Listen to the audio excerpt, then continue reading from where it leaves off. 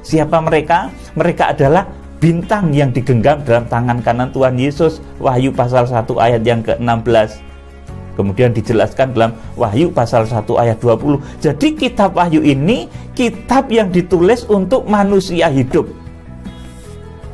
Saudaraku, supaya manusia hidup yang hidup dalam darah daging ini dari tahap ke tahap, dari waktu ke waktu bisa mengerti kehendak Tuhan, bisa melaksanakan kehendak Tuhan, dan akhirnya mencapai kesempurnaan. Jadi kitab Wahyu ini bukan untuk makhluk gaib ya saudaraku, tetapi untuk manusia. Saudaraku, kitab Wahyu ini untuk manusia. Saudaraku, saudara harus paham hal ini. Kalau bukan untuk manusia, untuk makhluk gaib, mereka nggak butuh tulisan. Kalau misalkan makhluk gaib itu mendapatkan jatah keselamatan gitu saudaraku, mereka nggak butuh tulisan. Saudaraku, mereka punya bahasa sendiri. Misalkan kitab Wahyu ini ditujukan oleh Tuhan kepada malaikat yang nggak kelihatan saudaraku, nggak perlu tulisan. Mereka punya bahasa sendiri. Tuhan punya bahasa sendiri untuk ngomong sama malaikat.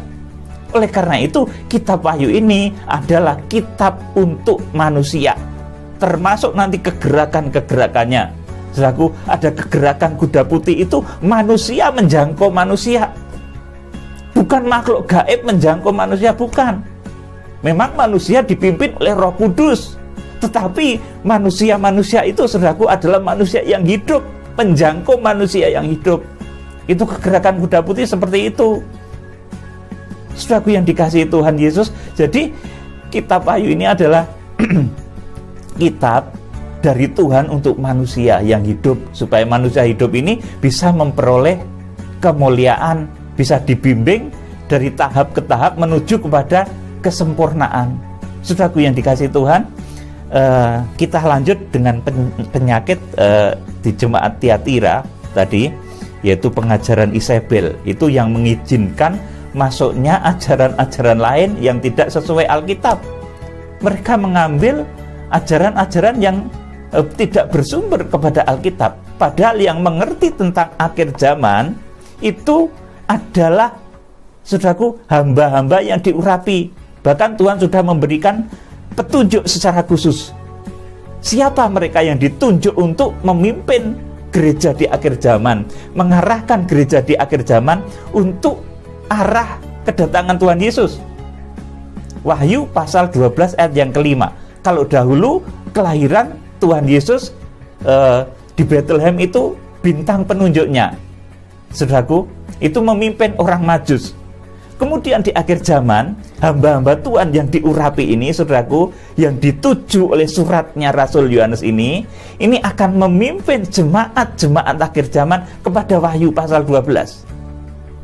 Saudaraku, jadi tugasnya bintang-bintang, hamba-hamba Tuhan di akhir zaman itu membawa jemaat kepada arah Wahyu pasal 12, lahirnya anak laki-laki. Saudaraku, jadi bukan untuk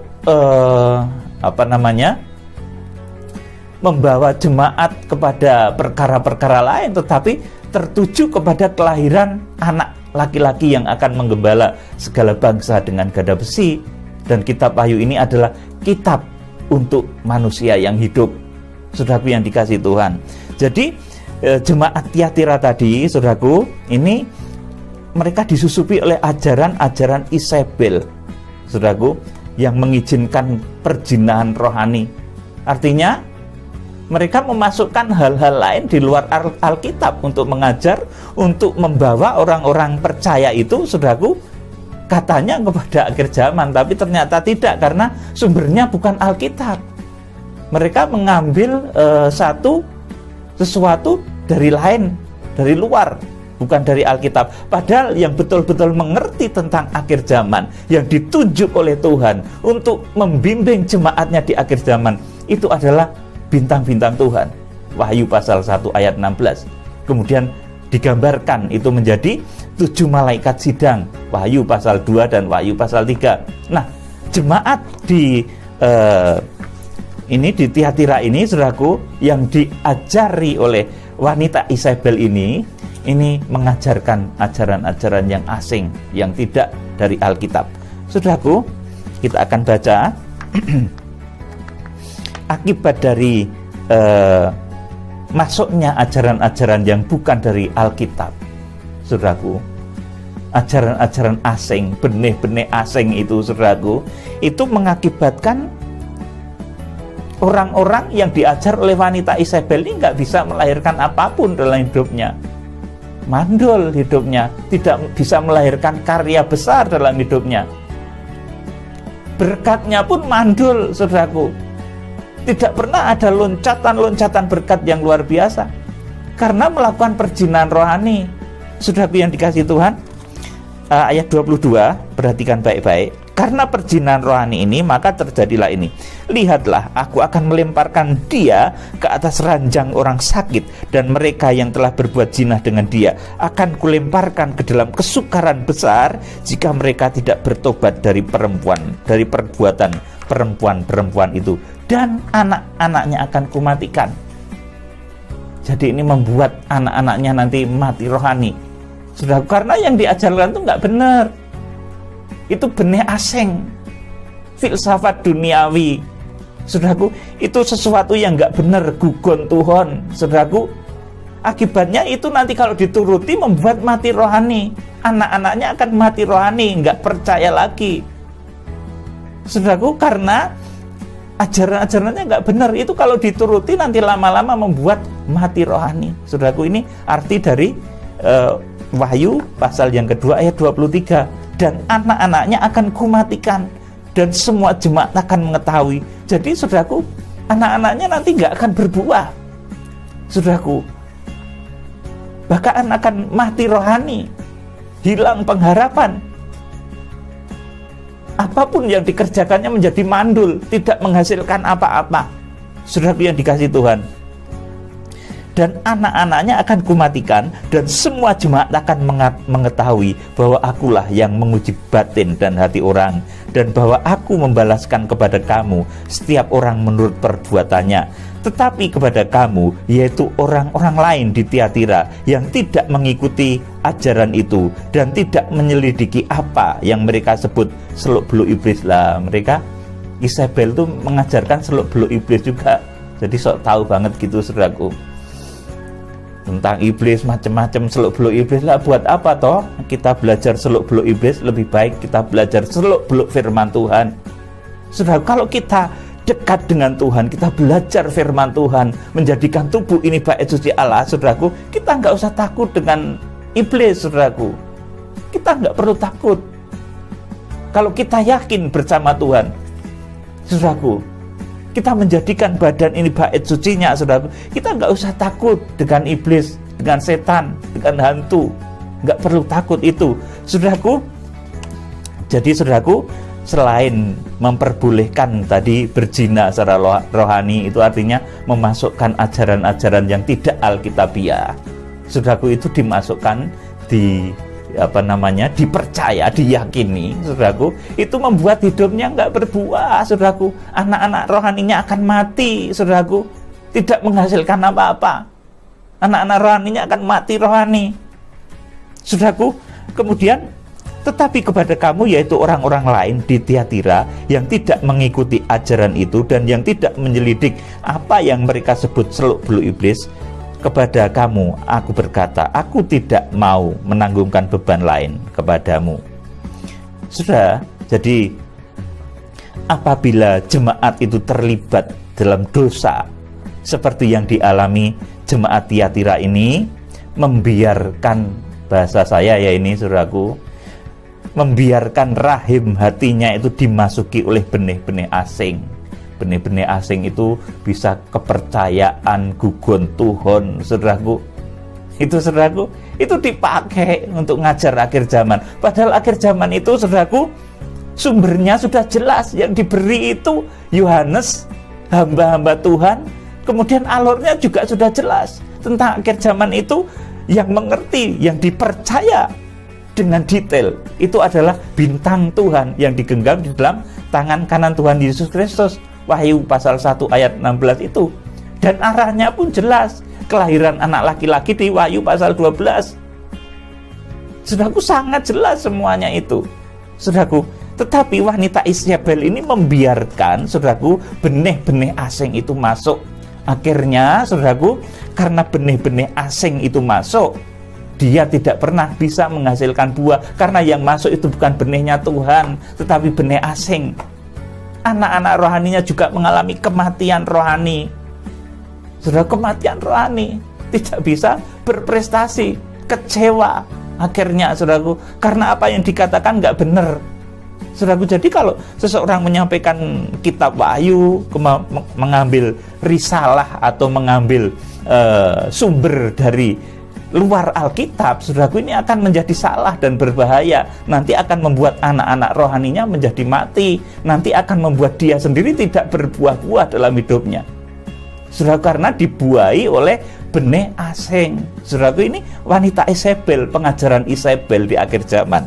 Jadi, saudaraku, sudah jangan mudah-mudah menerima hal-hal yang kayaknya hebat sekali, supranatural, luar biasa, tapi nggak cocok dengan Alkitab. Saudara jangan terima. Itu akan membuat saudara nanti tidak bisa berbuah-buah dalam hidupmu. Saudara akan mengalami kematian rohani bahkan. Kalau itu saudara masukkan terus. Jadi, saudaraku, apabila jemaat terlibat dalam dosa yang dialami jemaat Tiatira ini, membiarkan rahim hatinya itu dimasuki oleh, saudaraku, benih-benih asing, saudaraku, ilmu-ilmu yang tidak alkitabiah, gugon Tuhan, cerita nenek-nenek tua, saudaraku, nanti, saudaraku, ajaran-ajaran yang tidak sehat, maka selanjutnya akan menciptakan rusaknya bait Allah rohani, tepatnya di pintu kemah, saudaraku. Dan bersesuaian kalau di dalam pola tabernakel dan sidang mempelai wanita anak domba Allah ini, maka kerusakan ini terjadi dan bermanifestasi dengan munculnya penyakit-penyakit pada organ-organ alat reproduksi. Saudaraku, membuat seseorang mandul dan lain sebagainya. Itu sumber secara spiritualnya sebenarnya, saudara, karena dia terlalu sering memasukkan benih-benih asing yang bukan benih dari Tuhan Yesus Kristus.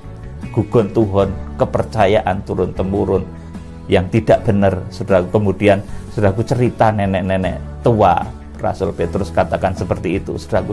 Itu membuat seseorang mandul, saudaraku, tidak bisa membuahkan hasil dalam hidupnya. Kemudian, saudaraku, selain organ reproduksi, ini sebenarnya panca indera kita ini secara umum juga terkena kepada pintu kemah, tepatnya 5 tiang pintu kemah suci. Panca indera kita secara umum menjadi bersesuaian dengan 5 tiang pintu kemah di bait suci. Karena melalui panca indera kita, saudaraku, ini kita memasukkan, menangkap, melihat, mendengar, merasakan, mengecap, saudaraku, sentuhan-sentuhan dari pengajaran. Jadi seseorang itu bisa memasukkan ajaran yang benar ataupun tidak itu melalui panca indera, telinga, kemudian melalui mata, saudaraku, melalui perasaan, saudaraku. Seperti itu, saudaraku. Jadi panca indera juga terkena sebagai pintu kemah. Bila pengajaran-pengajaran yang ditangkap dengan panca inderanya adalah pengajaran yang salah, ini ibarat memasukkan benih asing, seperti tadi saya sampaikan, dan tidak memasukkan benih dari mempelai pria. Nah, kemudian, namun secara spesifik panca indera juga terkena kepada perabotan bait suci Allah yang lainnya.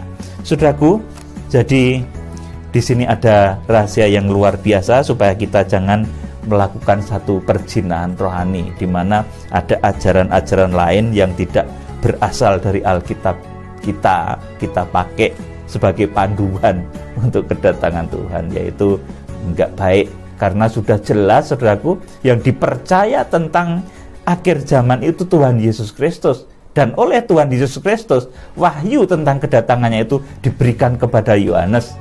Dan kemudian oleh Rasul Yohanes diteruskan secara detailnya itu kepada malaikat-malaikat sidang jemaat, kepada 7 bintang, kepada hamba-hamba Tuhan yang diurapi, saudaraku. Dan hamba-hamba Tuhan yang diurapi ini akan membawa jemaat kepada arah Wahyu pasal 12 ayat yang kelima, lahirnya anak laki-laki yang akan menggembala segala bangsa dengan gada besi. Apa itu artinya? Yaitu nanti ketika terjadi harpazo, orang-orang yang mencapai kriteria rohani yang ditentukan oleh Tuhan, mereka nanti akan diangkat, dibawa, lari kepada Allah dan ke tahtanya. Juga saudaraku, nanti itu hamba-hamba Tuhan di akhir zaman yang diurapi itu akan membawa jemaat kepada arah pengungsian juga, karena setelah harpazo itu sesaat kemudian terjadi pengungsian. Wahyu pasal 12 ayat yang ke-6 dan ayat yang ke-14. Dan sesaat itu pula nanti ada orang-orang yang tertinggal. Wahyu pasal 12 ayat yang ke-17, Wahyu pasal 11 ayat ke-1 dan 2. Saudaraku yang dikasih Tuhan, jadi kiranya demikian, jangan sampai kita membuka rahim hati kita untuk mendengar ajaran-ajaran yang tidak alkitabiah. Saudaraku, kalau ada ajaran-ajaran yang seolah-olah luar biasa sekali tetapi tidak sesuai dengan Alkitab, ya sudah jangan dengerin, saudaraku. Itu bukan bersumber pada Alkitab, nanti membuat saudara tidak berbuah dalam hidupmu. Sudah mengalami penyakit di dalam organ-organ reproduksi saudara, di mana saudara tidak akan bisa berbuah-buah hidupmu. Hidupmu akan begitu terus, bahkan akan mengalami kematian rohani. Lama-lama saudara kecewa. Saudaraku, kiranya Tuhan memberkati. Sekali lagi, jangan sampai kita memberikan telinga kita, mata kita untuk mendengarkan hal-hal yang tidak alkitabiah. Karena yang dipercaya oleh Tuhan untuk menyampaikan tentang akhir zaman itu adalah hamba-hamba Tuhan Yesus Kristus. Bukan orang lain, saudaraku. Hamba-hamba Tuhan sudah jelas sekali ditunjuk di dalam kitab Wahyu pasal 1 ayat 1 sampai 20. Saudaraku, itu sudah jelas sekali yang dipercaya Tuhan untuk kegerakan kitab Wahyu itu hamba-hamba Tuhan, bukan orang lain. Saudaraku, oleh karena itu dengarkanlah firman Tuhan, dengarkanlah suara Roh Kudus. Saudaraku, kiranya Tuhan Yesus Kristus memberkati. Salam penuaian. Tuhan Yesus Kristus Imam Besar Agung memberkati saudara.